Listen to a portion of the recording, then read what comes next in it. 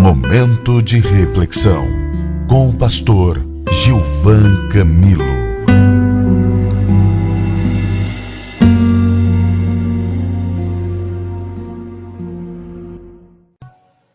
Na segunda epístola do apóstolo Paulo ao jovem pastor obreiro, Timóteo, no capítulo 4, versículos 6, 7 e 8, assim está escrito: quanto a mim, estou sendo já oferecido por libação, e o tempo da minha partida é chegado. Combati o bom combate, completei a carreira e guardei a fé. Já agora a coroa da justiça me está guardada, a qual o Senhor, reto juiz, me dará naquele dia, e não somente a mim, mas também a todos quantos amam a sua vinda. Queridos,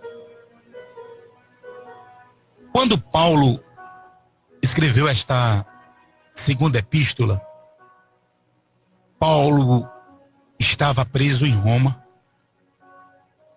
Justamente um dos motivos da prisão de Paulo, porque na primeira prisão Paulo foi preso pelos judeus, mas na segunda foi pelo Império Romano. Aconteceu aquele fato onde Roma foi incendiada, e dos 14 bairros de Roma, 10 foram totalmente destruídos pelo fogo. E dos 4 que restaram, a maioria daqueles que habitavam eram judeus e cristãos.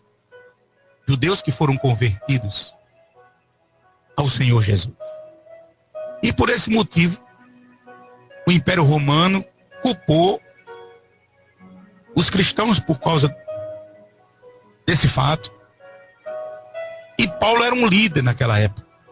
E por esse motivo Paulo foi preso, levado a uma prisão. Paulo já idoso, cansado, cheio de marcas na vida. E justamente estas marcas surgiram por amor ao evangelho, por anunciar o Jesus Cristo que morreu e ressuscitou. Paulo ali estava abandonado, porque mais adiante, quando você vai ler, você vai observar que Paulo foi ao julgamento, e há quem diga que as grandes faculdades de direito do mundo usam a hora ou outra como base o direito romano.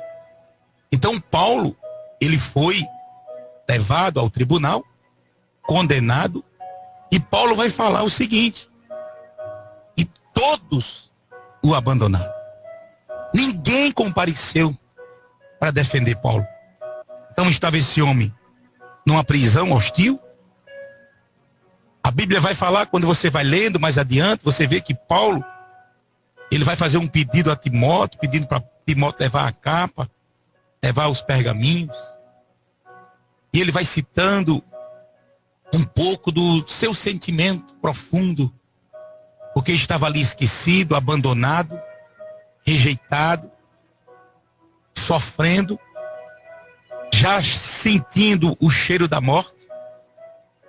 A sua cabeça estava prestes a ser justamente decepada, mas Paulo estava ali, convicto, e ele estava justamente vivendo o que ele pregava, na íntegra. Paulo disse que nesta vida, diante da grandeza desse Deus, do amor desse Deus revelado ao seu coração, nada tinha tanto valor, porque o que ele tinha como valor para a sua vida, diante da grandeza e do amor desse Deus, era considerado tudo esterco, refúgio. Então Paulo, ele simplesmente, ele também vai falar que ele já não vivia, mas Cristo vivia nele. E se ele tivesse de se gloriar em alguma coisa, ele tinha que se gloriar na cruz de Cristo. E Paulo ainda cita o seguinte, que nós deveríamos ser os seus imitadores. Então, baseado nesse texto, por motivo desse tempo, vamos aqui abreviar e falar algo ao coração da igreja que está me ouvindo nesse instante. Paulo, ele cita assim: quanto a mim, estou sendo já oferecido por libação. Já estou sendo oferecido como oferta ao Senhor. Porque a minha vida, ele entregou ao Senhor. Paulo estava dizendo: eu entreguei a minha vida ao Senhor. Tudo que eu tenho, tudo que me pertence, eu entreguei ao Senhor. Eu já não tenho vontade própria. O meu coração é totalmente voltado ao Deus, como ele cita, escrevendo em Atos dos Apóstolos 17, o Deus eterno, Senhor e Criador de todas as coisas. Paulo estava justamente ali, apesar dessa pressão, no corredor da morte, mas ele estava convicto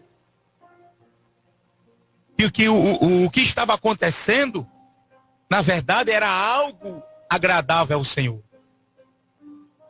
E ele estava sentindo com muita convicção que estava chegando a hora de partir. Por isso que ele diz assim: o tempo da minha partida é chegado. A gente percebe o tamanho da profundidade da intimidade de Paulo com o céu. Porque eu creio que, assim como na primeira prisão, a igreja estava orando e Paulo foi solto, e ele tinha certeza que naquele momento ele ia sair da prisão. Agora também Paulo tinha convicção em si que ele não ia sair mais. E tinha chegado a hora da sua morte. E uma das coisas que me chama a atenção é nesse versículo 7, quando ele diz assim: combati o bom combate. Combati o bom combate. Completei a carreira e guardei a fé.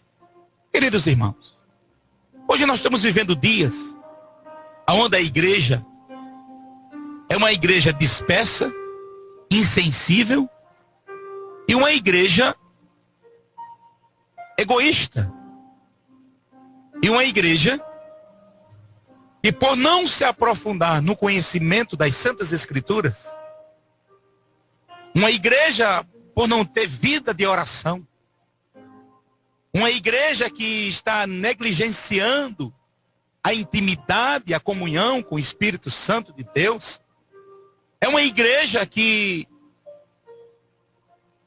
se chegar o término, se o tempo da vida de um ou de outro chegar ao fim, se alguém pensar como pensou um dia Davi, que ele estava passando pelo caminho dos mortais, estava chegando a hora, será que uma boa parte da igreja do Senhor, desse povo que se reúne para fazer menção do nome dele, para adorá-lo na beleza da sua santidade, para tributar a esse Deus toda a honra, toda a glória, todo o louvor, esse povo que vai à igreja cultuar o Senhor, será que boa parte deste povo poderia falar: eu combati o bom combate? E quando você olha a palavra, lá em Romanos, no capítulo 8, você vai observar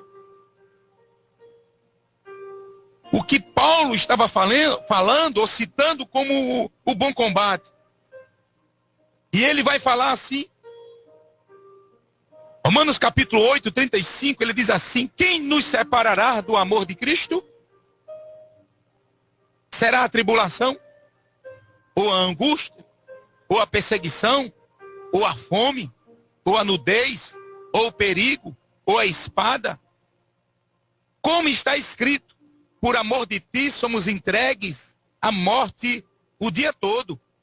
Fomos considerados como ovelhas para o matadouro. Mas o versículo 37 ele vai dizer: em todas estas coisas, porém, somos mais do que vencedores, por meio daqueles que nos amou. Ou seja, Paulo passou por tudo isso que ele está citando. Esse foi o combate de Paulo. Mas lá em Efésios capítulo 6, Ele vai citar outro tipo de combate, e este é pior do que esse que eu estou citando, porque ele consiste nas regiões celestes, aonde o homem carnal, aonde o homem natural, ele não pode ter percepção.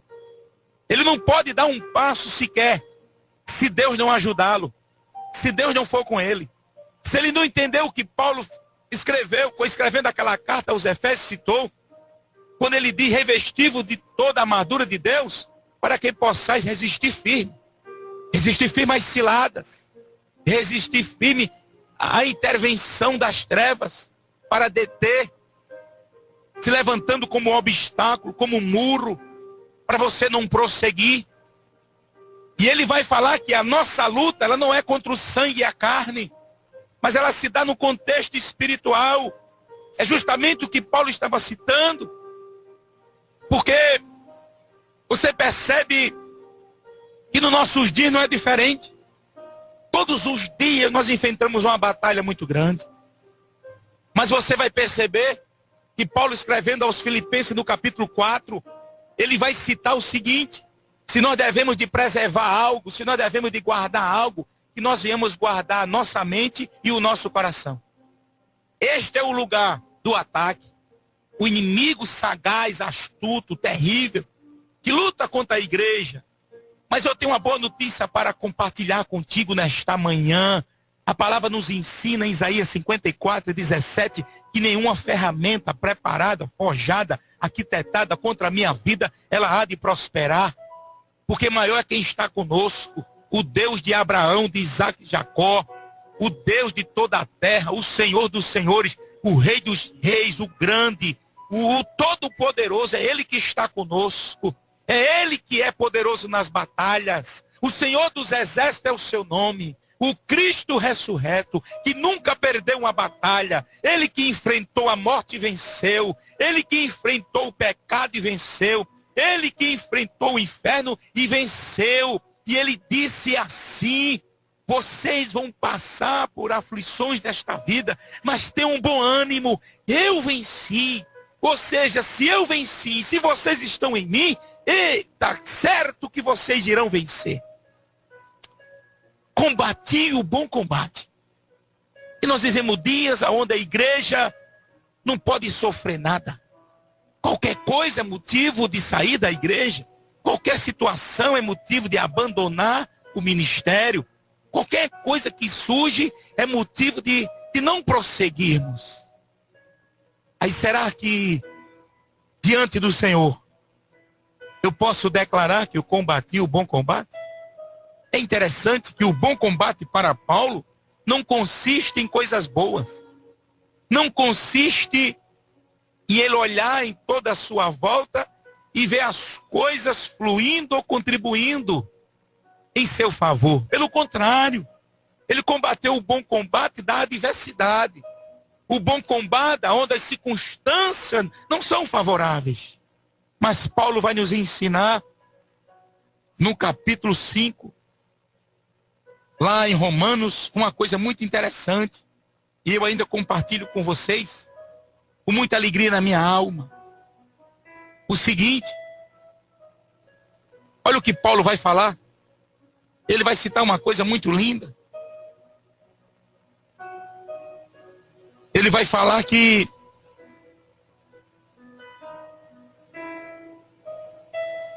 toda luta que nós passamos, e você pode estar me ouvindo agora passando uma luta muito grande na sua vida. Talvez você diga assim: esta foi a pior semana de toda a minha existência, que eu não sei que vento foi esse que soprou na minha vida. Talvez você esteja passando por uma luta muito grande. Aí dentro do presídio, você que está me ouvindo agora no presídio, e você está sofrendo influências terríveis para você tirar a sua própria vida, porque você não está aguentando mais. Mas eu declaro nesta manhã diante da tua vida que a tua mente é de Cristo a partir de agora. Que todo pensamento de morte, de desistência, não vai mais prosperar na tua vida. E que o Espírito Santo que convence o vil pecador do pecado, da justiça e do juízo, que ele te alcance aí dentro desse presídio e mude a tua vida e a tua história. Receba esta palavra em nome de Jesus. Paulo vai falar o seguinte: Não somente isto, mas também nos gloriamos nas próprias tribulações. Romanos 5, versículo 3. Que a tribulação produz perseverança. E tem versão que diz paciência. E a perseverança ou a paciência, experiência. E a experiência, a esperança. Então Paulo tinha certeza que por mais que ele lutasse, por mais que ele enfrentasse níveis de batalhas, aonde em um momento ou outro ele pensasse ou viesse à sua memória algo como dizendo assim, olha, lembra os momentos que você passou em outras circunstâncias, Deus te deu livramento, e Deus te sustentou, e Deus te abençoou. Então agora não vai ser diferente. E Paulo foi vencendo dia após dia, porque na vida daquele que Deus tem propósito, não vale nem encantamento. Na vida daquele que Deus tem propósito, não adianta, pode se levantar o inferno todo, pode se levantar o mundo inteiro contra ti, contra a minha vida, mas se Deus tem propósito na tua vida, eu quero falar que ninguém vai tocar na tua vida se Deus não permitir. E se Deus permitir, tem um propósito glorioso, é para que o nome dele venha a ser glorificado. Disse Paulo, combati o bom combate. Muitas vezes você está passando, quem sabe, por um contexto de enfermidade. E a situação está muito difícil. Mas é Deus te provando, soldado. Soldado ferido. Deus está te provando. Mas chega o tempo do resgate. Chega o tempo que o Senhor chega intervindo. Com a sua mão justa e poderosa. E Paulo vai falar que ele completou a carreira. Mas como se completa uma carreira? Olhando para trás. É muito interessante você olhar com a perspectiva de um atleta. Quando ele sai para uma corrida, lembre-se, quando alguém vai enfrentar uma maratona, ele se prepara. Ele vai sempre exercitando, se preparando. Ele não vai para uma maratona de todo jeito. E é interessante você observar uma maratona. Aquelas pessoas que saem na frente, aquele primeiro grupo que sai ali desesperado na frente, quando chega um determinado momento, eles não têm mais força e vão ficando pelo caminho. E aqueles que usaram de inteligência e foram galgando as etapas de forma controlada, porque antes de entrar na maratona, eles passam a conhecer o percurso. E eles sabem aonde tem um declínio, aonde tem uma curva, aonde a situação daquele percurso é mais difícil. Então eles começam a dar os primeiros passos se poupando. E na nossa vida espiritual, só tem uma diferença. Nesse contexto de você correr em busca da vitória, é bem semelhante.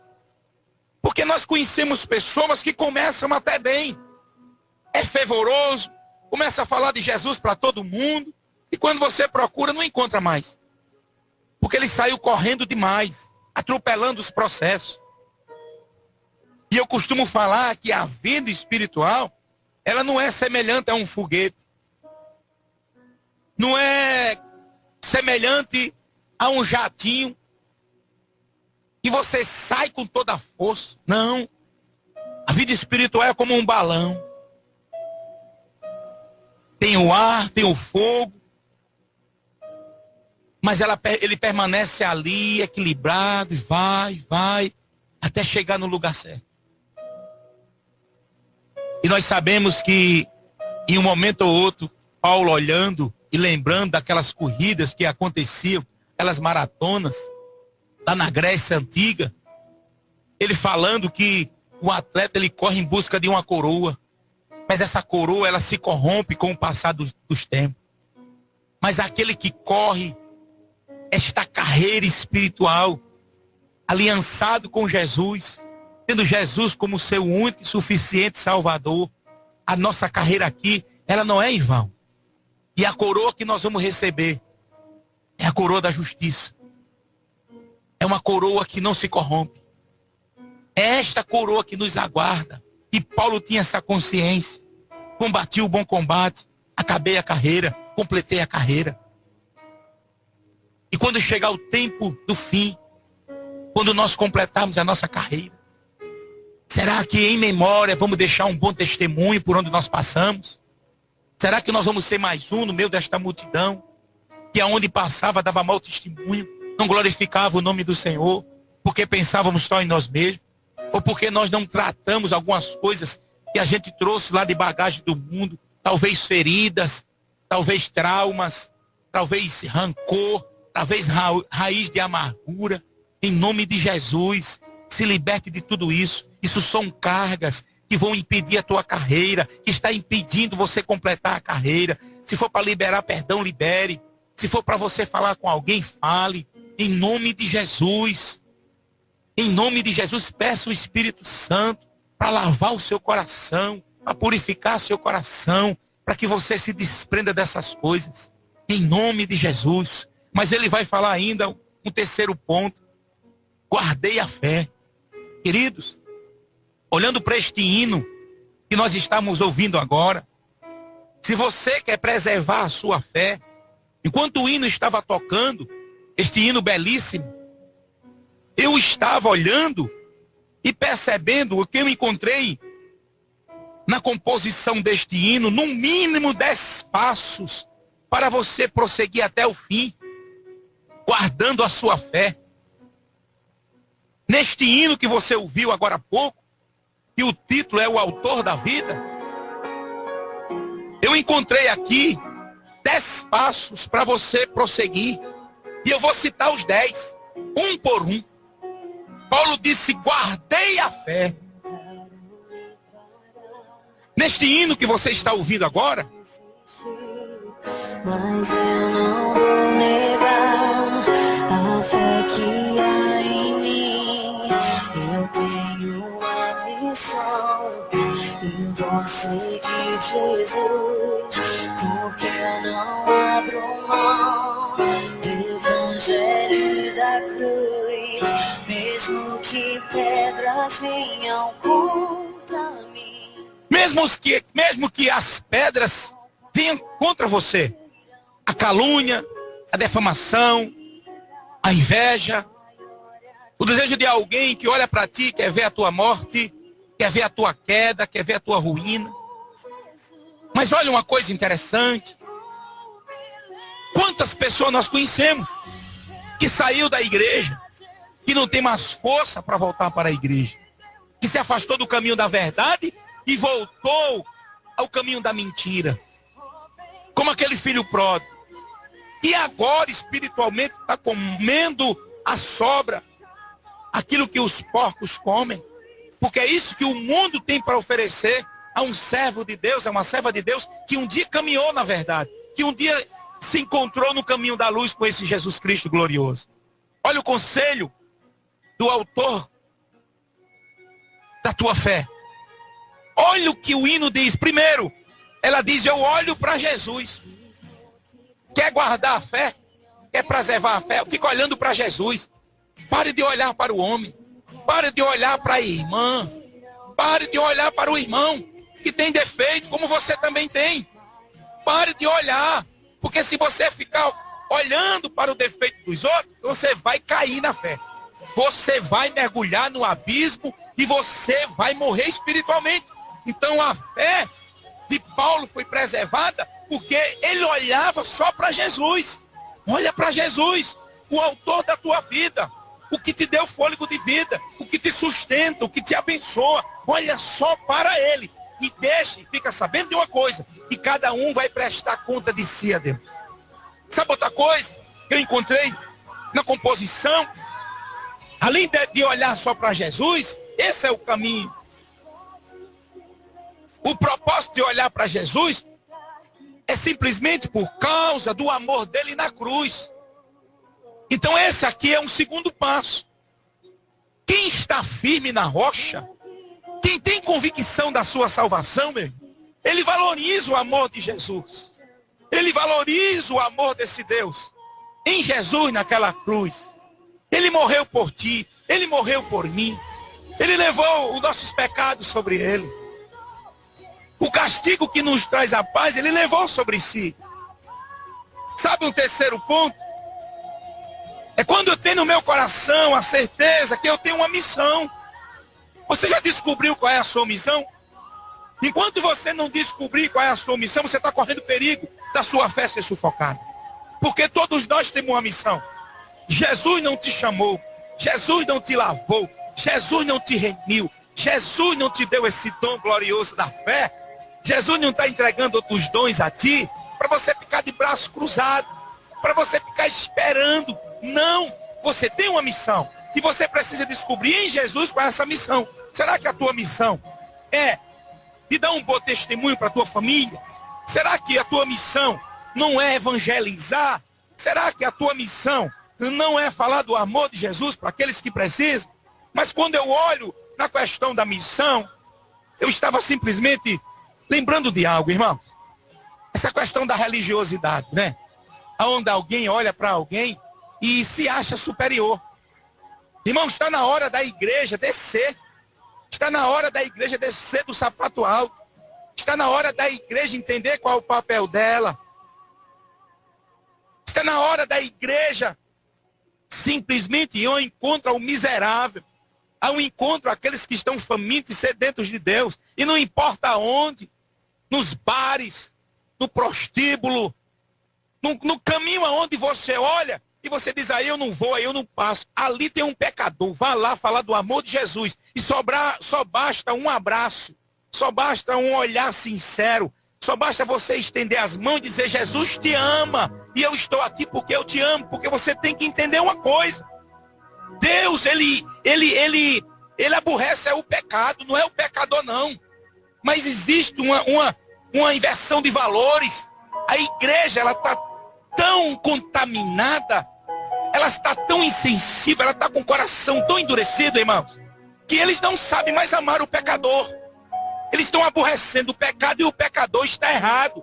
Deus ama o pecador, Deus ama o prostituto, Deus ama a prostituta, Deus ama o drogado, Deus ama aquele que está longe do perfil de um padrão de uma sociedade. E essa sociedade podre, hipócrita, mentirosa, eu não olho para esta sociedade e vou simplesmente abandonar a palavra do Senhor para procurar fazer a vontade deste mundo, procurar agradar os homens.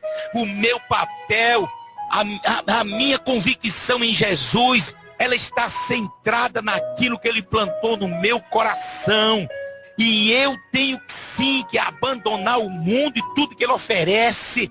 E tenho que me firmar na rocha, olhar para Jesus e olhar para Ele e entender que aquela morte dele não foi simplesmente para existir uma peça de teatro numa sexta-feira no meio da rua, não. Ele morreu naquela cruz para me dar vida.